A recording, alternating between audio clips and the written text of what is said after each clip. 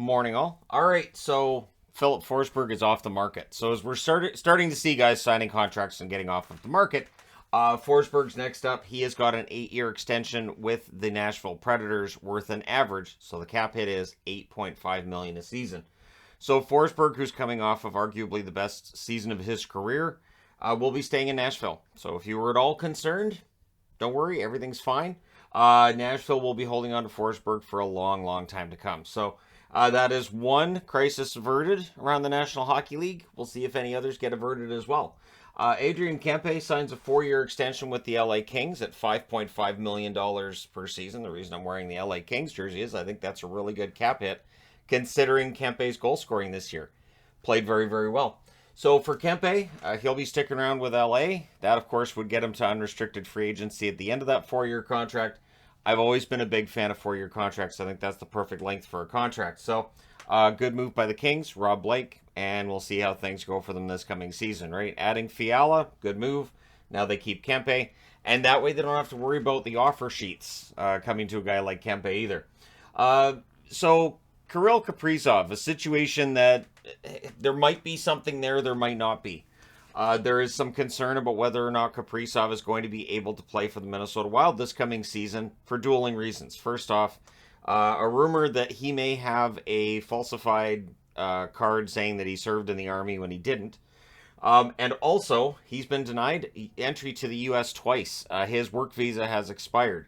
Now, I hear that and I think, okay, so somebody didn't do due diligence somewhere around here. He should obviously have that work visa in place. But one other thing that we talked about months ago was, will there be an issue with Russian players getting that work visa renewed for the 2022-2023 season? So Kaprizov might be the litmus test of a couple of things. Whether or not the situation with the Flyers' young goaltender they were bringing in, who is now serving in the Russian Navy, if this was going to happen to other NHL players as well, or if this was going to be a one-off. And then there's the whole visa concern as well. We'll see how it plays out with Kaprizov. Now, for Bill Guerin, not a week he's going to be all that happy with. I wouldn't think. They enter into cap hell. He met with Cam Talbot's agent. Talbot's agent basically saying, yeah, we talked about some stuff, and saying Billy has a lot to think about, meaning Bill Guerin. Bill Guerin's answer to Michael Russo, beat reporter for the Minnesota Wild, was, I don't have to do, S word in there, I don't have that to do. Cam Talbot's under contract. So basically, it sounds like Cam Talbot seeing Marc-Andre Fleury getting a 2-year extension might be upset about not getting the amount of starts that he may have. Maybe he was promised those starts. Maybe when he signed or when he was brought over to Minnesota, he felt he was going to be the starter the whole time. And so, yeah, it sounds like Talbot's not happy with this re-signing of Fleury, because in the playoffs, he was the backup. I honestly think that the plan is to go 50-50. Guerin says his lineup's already set. He's not trading him, is basically the line from Guerin here. And so we'll keep an eye on that situation as well and see if Cam Talbot is a Minnesota Wild goaltender to start the season or not. Now, if Minnesota decided to move him, there would be interested teams. Feels like the goaltending market has dwindled quickly. We're down to Campbell and Kemper being the UFA goaltenders everybody's after.